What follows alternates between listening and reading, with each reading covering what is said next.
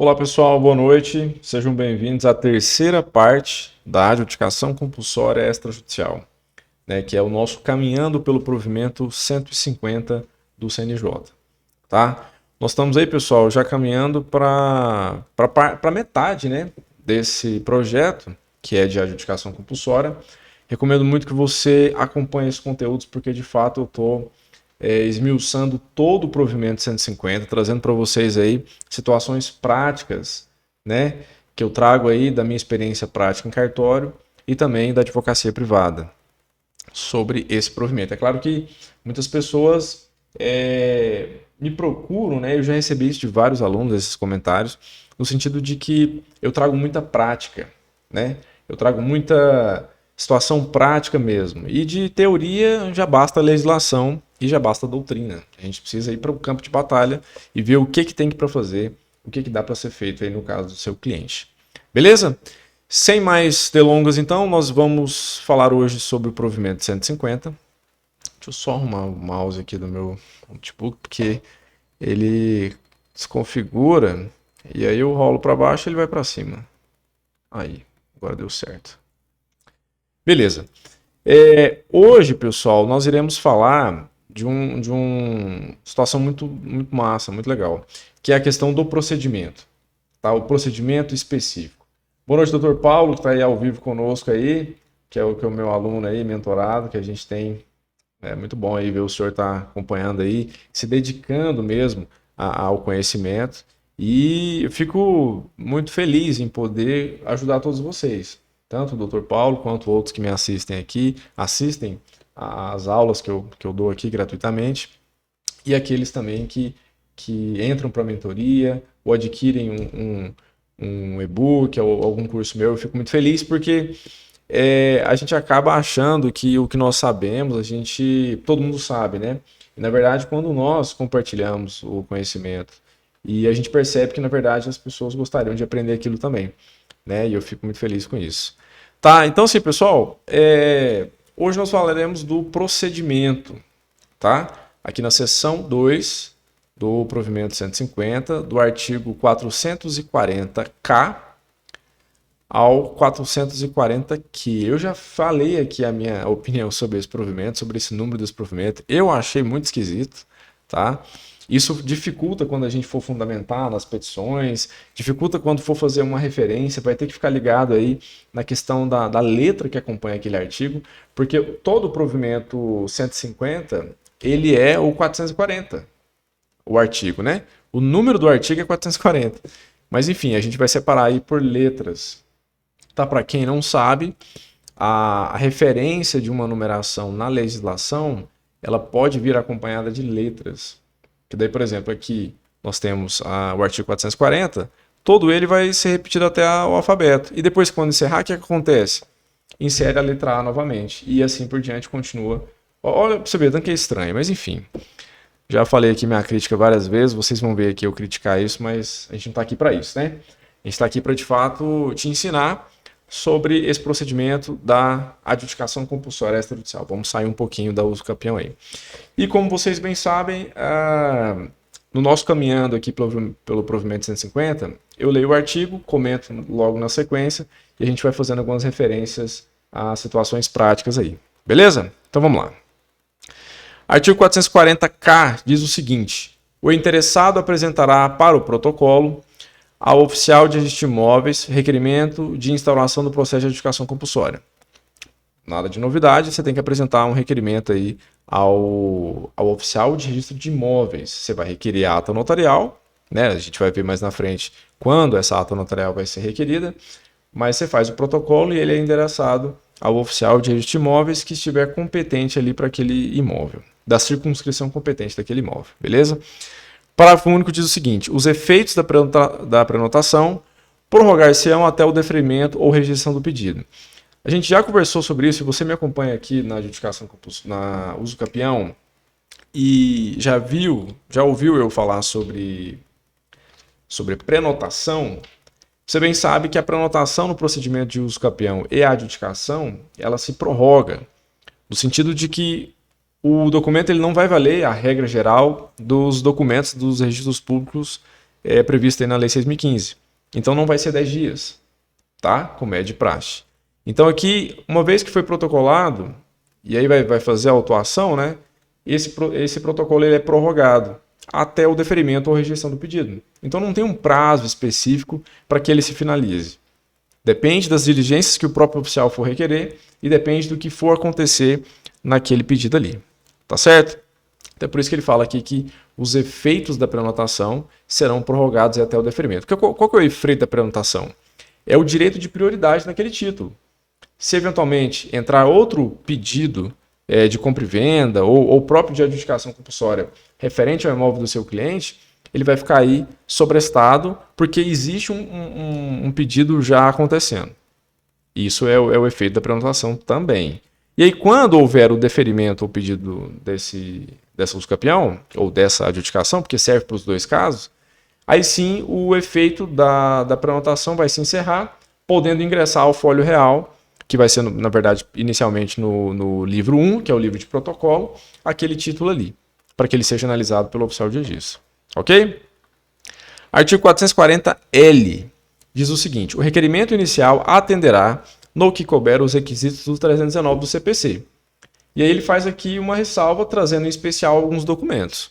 Tá? Mas basicamente você vai relatar exatamente o que consta, os elementos aí da petição inicial do Código de Processo Civil. Tá? 319, clássico, que você já está acostumado no processo judicial aí. E aqui ele traz para nós uma série de incisos que, na verdade, são situações específicas para adjudicação compulsória extrajudicial.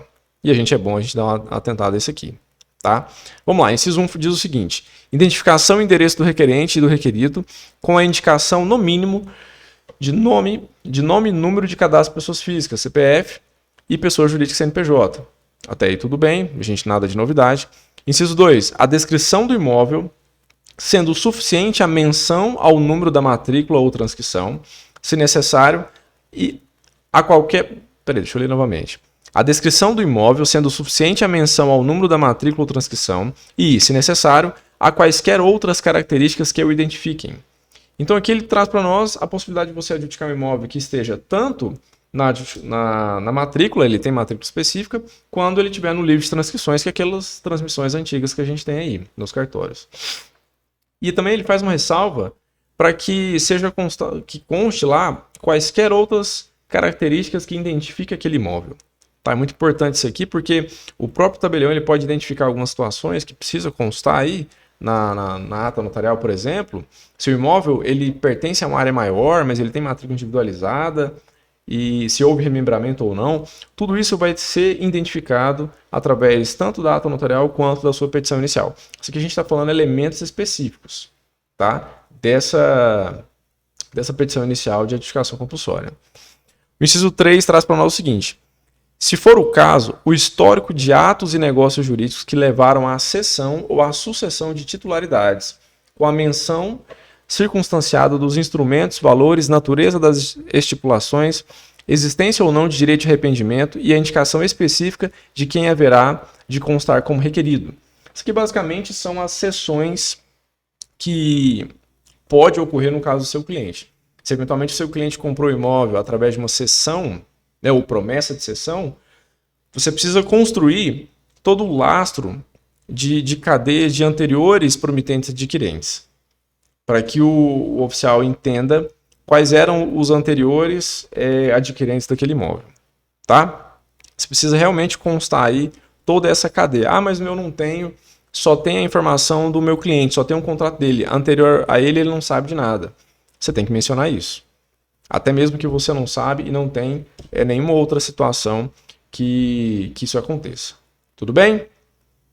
No inciso 4, diz o seguinte: a declaração do requerente sob as penas da lei de que não pende processo judicial que possa impedir o registro da adjudicação compulsória ou prova de que tenha sido extinto ou suspenso por mais de 90 dias úteis. O que acontece? É preciso que haja essa declaração para demonstrar a boa-fé do seu cliente que está requerendo ali, no caso, essa adjudicação compulsória e que não há processo judicial ou processo até mesmo administrativo, tá, envolvendo aquele imóvel que está sendo adjudicado. Então você precisa declarar isso na sua petição inicial. Claro, você pegou uma procuração do seu cliente, você pode falar por ele nesse sentido também. Tá? Então veja, pessoal, que o provimento 150 ele traz para nós aí uma série de informações gerais que precisam constar na sua petição inicial. É claro, se tiver uma situação específica que você precise constar, de um caso específico mesmo do seu cliente, é preciso você constar também. Isso aqui é um rol, não é um rol taxativo, tá? Não precisa constar todas as informações exatamente como está aqui, mas ele está exemplificando que são situações que possivelmente aconteçam no caso aí do seu cliente. Ah, Lucas, tem uma situação específica, eu quero abrir um tópico na minha petição para poder falar sobre isso. É permitido? O cartorário vai falar alguma coisa sobre isso? Negativo. Se forem situações que visam esclarecer aquela aquisição do seu cliente, que permita ele entender melhor como está acontecendo, você tem a obrigatoriedade de fazer isso. Vai aumentar as chances aí de você ter o deferimento do pedido. Tá bom? Inciso 4 aqui. 4 não, 4 a gente falou, né? Ou 5 agora. É o pedido de que o requerido seja notificado a se manifestar no prazo de 15 dias úteis. Diferentemente da uso campeão, a gente não tem um impedimento na instrumentalização daquela escritura. Aqui na adjudicação compulsória, é como se nós tivéssemos um promitente vendedor que não quer formalizar a escritura pública. Daí seu cliente pretende realmente ter o título de proprietário, né? Então ele vai atrás aí por meio desse procedimento administrativo, que é a adjudicação, e tenta forçar essa lavratura ou até mesmo um ato decisório do cartorário para que haja a definição de quem é proprietário daquele imóvel, né? Então você tem que pedir para notificar essa pessoa. Essa pessoa que falhou aí em não outorgar a escritura pública para o seu cliente. Tá? Isso eu estou falando para o seu cliente porque é o que geralmente acontece. Tá? Porque o seu cliente pode ser quem comprou, quem vendeu o imóvel. A gente vai conversar isso mais na frente em outros encontros, mas a adjudicação compulsória ela também pode ser usada pelo promitente vendedor. Tá? Por exemplo, um caso específico que a gente pode citar são construtoras, loteadoras aí que fizeram o empreendimento, fez os contratos de promessa de compra e venda, a pessoa já quitou aquele imóvel, só que não foi atrás para regularizar. E a pessoa não tem mais contato, às vezes morreu, não sabe como é que acontece, não sabe dos herdeiros e tudo mais, e a empresa fica com aquela propriedade no seu nome, né? Aumentando o imposto de renda e tudo mais. Então, as empresas também serão titulares aí, poderão requerer essa adjudicação compulsória para se livrar desses imóveis que está no nome dela ainda. Tá bom? Inciso 6 aqui fala o seguinte: o pedido de deferimento da adjudicação compulsória, mais um pedido para você constar aí na sua petição inicial, o pedido de deferimento da adjudicação compulsória e lavratura do registro necessário para a transferência da propriedade. Claro, é o grande objetivo dessa adjudicação compulsória. Aqui no 440M diz o seguinte: o requerimento inicial será instruído necessariamente pela ata notarial etiquetada do capítulo desse código, que é o Código Nacional de Normas, né, que a gente está se referindo, e pelo instrumento de ato ou negócio jurídico a que se funda a adjudicação compulsória. Então veja, o próprio provimento traz para nós aí que você tem que apresentar, juntamente à ata notarial, o seu requerimento e também o título que ensejou aquela adjudicação compulsória. Seja a promessa de compra e venda, seja a cessão da promessa, promessa de permuta, tá? Todos esses são títulos que podem ser utilizados aí para que você instrua o seu pedido de adjudicação compulsória, ok? Nós temos alguns parágrafos aqui que diz o seguinte: parágrafo 1º vai dizer para nós que o requerimento inicial será apresentado ao ofício de registro de imóveis diretamente ou por meio do Sistema Eletrônico de Registros Públicos, que é o SERP. Isso aí se você optar por esse protocolo, você vai ter que se atentar aí aos requisitos da ONR, que a gente está falando aí do site dos registradores, né? Que são, na verdade, uns chamam de SERP, outros chamam de SAEC, também é chamado de ONR. Tudo compõe ali a mesma finalidade, que é o quê? Você instrumentalizar os documentos ao cartório de forma online, sem ter que ir no cartório fisicamente. Isso é possível com a adjudicação compulsória. Diferentemente da uso capião, que tem mais documentos físicos que necessariamente ainda precisam dessa cautela e essa análise do oficial, na adjudicação compulsória eu vejo que a ONR será mais utilizada. Tá? Porque, na verdade, não tem tantos documentos assim para você juntar no site. Até porque o único documento que pode ser antigo é justamente o título de aquisição, que é a promessa de compra e venda, a cessão da promessa ou a promessa da permuta, tá? Então, se você optar por essa situação, você vai ter que fazer um cadastro aí lá na UNR, no site registradores. Pode colocar no Google UNR, SAEC ou CERP, que vai dar no mesmo site. Recomendo fortíssimo que você compreenda essa situação, tá? Para você poder solicitar certidões online. É um site facilitador para, na verdade, concentrar todas as informações referentes a sistema de cartório e a serviços que cartórios podem prestar para vocês, tá? Especificamente dos registros públicos, tá? Se forem outros cartórios, você vai ter que ir para outro site, tá bom? Inclusive, já faço aqui um alerta, vou até deixar aqui na descrição do vídeo, de um site para você poder entrar nas principais centrais aí dos cartórios, tá? Que se chama www.cartoriosdigitais.com, tá? Dê uma olhadinha lá que vocês vão ver vários serviços aí de prestação nacional que podem ajudá-los, podem facilitar aí a sua busca, a utilização dos cartórios de forma online sem ter que estar indo fisicamente lá no cartório, tá bom? Aqui no 440M, ele traz para nós aí uma série de parágrafos, tá? Vamos ler cada um deles aqui para a gente ver o que vai acontecer. O parágrafo primeiro a gente já leu, que é sobre a questão de apresentar o requerimento físico ou digital. Se você for apresentar o requerimento de forma física, você vai ter que fazer ali como se fosse um dossiê. Junta toda a documentação, faz a sua petição inicial, assina, pega a procuração, os demais elementos ali que comprovam a aquisição daquele direito real do seu cliente e junta e apresenta logo ao cartorário que ele vai fazer a autuação e o protocolo, tá? No parágrafo 2º diz o seguinte: o requerimento inicial e os documentos que instruem serão autuados. Isso aqui é uma informação mais direta ao cartório, mas o que significa autuação? Autuação basicamente é ele colocar ali numa fila de documentos, que no caso serão a adjudicação compulsória ou os campeão, para que de fato eles sejam bom, quando é fisicamente é de um jeito, o online é de outra forma. Mas quando é fisicamente, ele vai furar as folhas ali, colocar dentro de uma pastinha, e isso é a autuação. Para que ele possa analisar toda a documentação que foi apresentada e já logo fazer uma exigência se for necessária. Se tiver ali faltando algum documento para que seja apresentado. Tá bom? Digitalmente, eu particularmente ainda nunca vi. Então, depende aí dos senhores ou até mesmo de mim, quando eu for apresentar aí um requerimento de forma online, tá?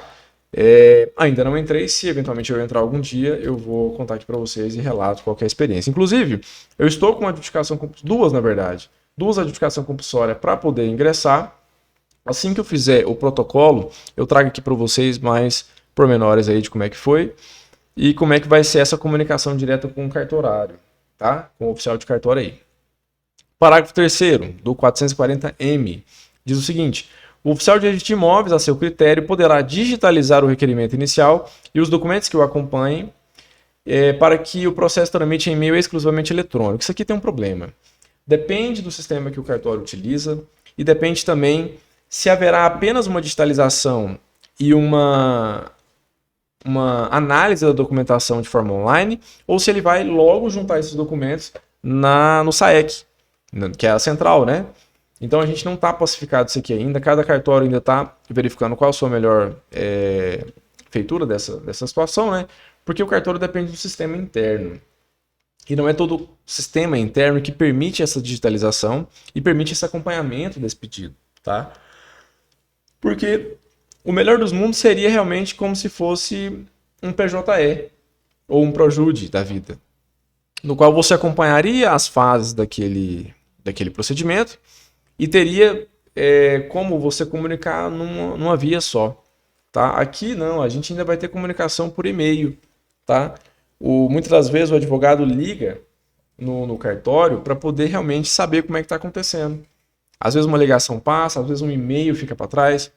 Então, se nós tivermos uma única plataforma de comunicação direta, vai ser perfeito.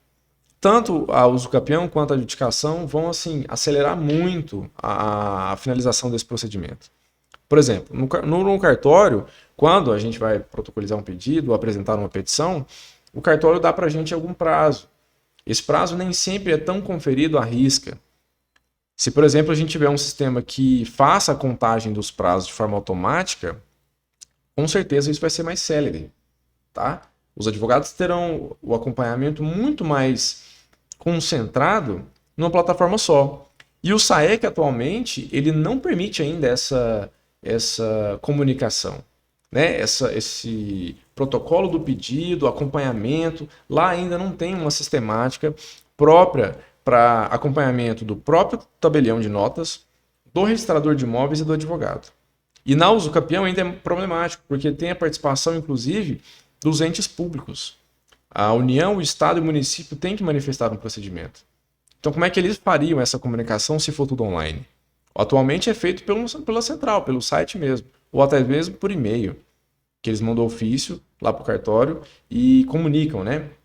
Se vai realmente ter interesse naquela área. Então, assim, veja que é uma situação nova. A adjudicação compulsória está caminhando ainda, está no berço ainda, é extrajudicial, né? Então é somente com o tempo a gente verificar como que vai acontecer. Qual a minha sugestão? Lucas, estou diante de um caso de usucapião, é o primeiro que eu vou fazer, o que eu faço? Eu utilizo o SAEC ou eu faço tudo fisicamente? Minha sugestão é que no primeiro momento faça tudo fisicamente. O próprio cartório tem a opção, o provimento dá para nós aí, a opção do próprio cartório digitalizar tudo e ele mesmo fazer como ele achar melhor o acompanhamento desse pedido. Tá? Mas no primeiro momento vai ser fisicamente, porque nem mesmo a ONR permite essa comunicação tão direta assim. Se eventualmente tiver uma exigência, como que o advogado vai ficar sabendo? O jeito mais fácil hoje é por e-mail. Nós não temos essa interoperabilidade aí desse sistema. Tá? O objetivo é que tenha, só que ainda não temos. Ok? Então, seguindo aqui, parágrafo 4º diz o seguinte: a pedido do requerente, o requerimento inicial do processo de processo extrajudicial, eu não gosto de usar a palavra processo, provimento tais processo, eu sempre concentro situações específicas do extrajudicial em procedimentos. Porque senão a gente acaba confundindo, né? Tem situações específicas que ao final pode caber um processo judicial e a gente falar processo aqui não pega muito bem, mas enfim. A pedido do requerente, o requerimento inicial do procedimento extrajudicial, a ata notarial e os demais documentos poderão ser encaminhados ao oficial de registro de imóveis pelo tabelião de notas, preferencialmente por meio de sistema eletrônico de registros públicos, que é o SERP. Isso aqui é uma opção, dá essa opção ao tabelião de notas para encaminhar toda a documentação ao registrador de imóveis por essa plataforma digital. Não sei se os tabeliães vão fazer isso, o que eles acham disso, tá? Mas, a princípio, a minha recomendação é que você apresente tudo fisicamente. Ok? Artigo 440-N. Se apresentados para protocolo em meio físico, o requerimento inicial e documentos que acompanham deverão ser oferecidos em tantas vias quantos forem os requeridos a serem notificados. Isso aqui ele copia, né, da usucapião extrajudicial, porque quanto mais os requeridos aí para você notificar, você tem que apresentar mais de uma cópia daquele requerimento. Na prática, eu não vejo isso acontecer. Da usucapião que eu já protocolei, não tem isso aqui, tá? Da adjudicação, não sei se haverá. Isso aqui, na verdade, não sei porque que tem isso aqui. Até porque o cartório tem a opção de digitalizar tudo, né? Então, acho letra desse provimento aqui sem finalidade. Se o cartório tem a opção de chegar com os documentos e digitalizar tudo, fazer o acompanhamento, fazer as notificações, o envio será como cópia, tá? Mas você não precisa apresentar mais de uma petição inicial ou mais de uma ata notarial, nada a ver. Você apresenta só uma via só de todos os documentos, o próprio cartório que faz a cópia, e quando ele for notificar esses requeridos, ele envia a própria cópia que ele mesmo digitalizou, ok? Artigo 440-O. Caso seja incerto ou desconhecido o endereço de algum requerido, a sua notificação por edital será solicitada pelo requerente mediante demonstração de que tenha esgotado todos os meios ordinários de localização. A regra da usucapião também se aplica aqui. Você somente conseguirá o deferimento da notificação por edital desde que você tenha esgotado as possibilidades de notificação ordinária. Tá? O que é isso? Você tem que apresentar o endereço da pessoa. Ah, não tem endereço. Você vai ter que demonstrar buscas através dos sites, Projude, PJE, Google, qualquer site que você consiga demonstrar que aquela pessoa poderia ter um processo judicial, se ela realmente existe no mundo, né? Até mesmo se ela já faleceu, quem são os herdeiros, tudo isso tem que ser demonstrado. Tá? Não tem uma regra geral para isso aqui. É o caso do seu cliente que você vai identificar e vai verificar se realmente tem que solicitar isso tudo. A regra geral é que você apresente um endereço para notificação. Tá? Ah, não tem um endereço, só tem um endereço. Apresenta aquele, o cartório vai fazer a notificação por AR. Ah, não deu certo, vai fazer pelo RTD. Ele manda o RTD fazer essa notificação. Ah, a pessoa se mudou, você vai ter que ir atrás desse endereço. Ou então, se você não conseguir, você vai ter que demonstrar que tentou, demonstrar a tentativa, mostrar para o oficial de registro de imóveis que você não conseguiu localizar o endereço de fato, e aí sim, esse pedido de notificação por edital será apreciado. Tá? Não dá para pedir isso aqui de primeira. Não dá para pedir já no início. A menos que você já tenha feito a busca, já tenha feito aí aquela investigação e de fato não conseguiu mesmo achar essa pessoa. E aí você demonstra tudo isso na petição inicial.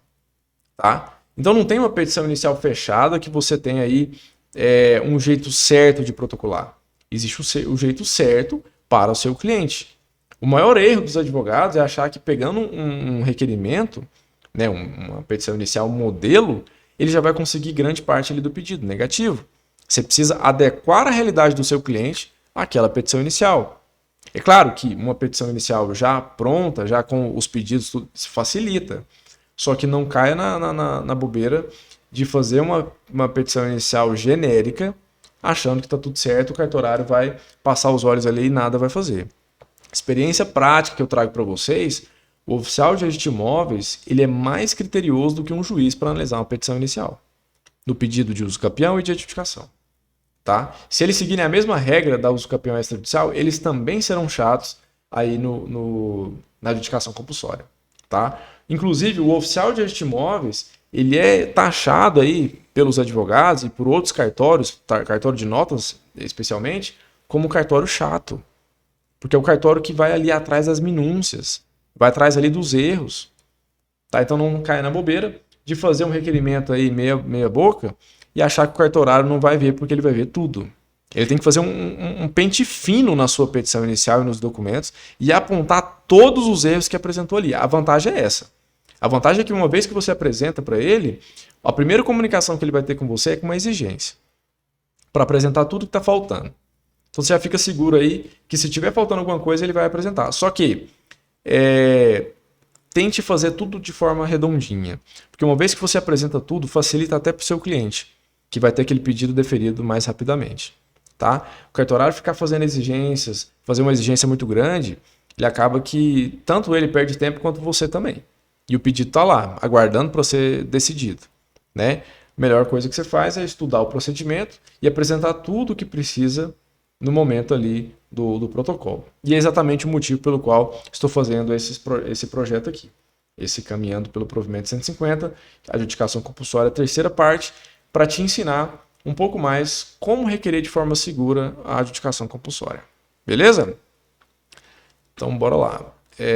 Artigo 440p. Olha o tanto que é estranho falar 440p. Toda hora eu estou repetindo 440. Vocês não vão cansar de me ver falar isso não, porque eu realmente acho estranho. Imagina na petição inicial fazer referência a artigo. Vai ficar parecendo que é o mesmo artigo. Enfim, 440p diz o seguinte. Também se consideram requeridos e deverão ser notificados o cônjuge, o companheiro, nos casos em que a lei exija o seu consentimento para a validade ou eficácia do ato do negócio jurídico que dá fundamento à adjudicação compulsória. Isso aqui, na verdade, é só a justificação aí, né? Para que sejam notificados também os cônjuges e companheiros. No caso que, dependendo do regime de bens, é claro, para que haja o consentimento aí e haja essa participação na adjudicação compulsória. Tá? 440Q diz o seguinte. Caso o requerimento inicial não preencha seus requisitos de trata subseção desse código, o requerente será notificado por escrito e fundamentalmente para que emende no prazo de 10 dias úteis.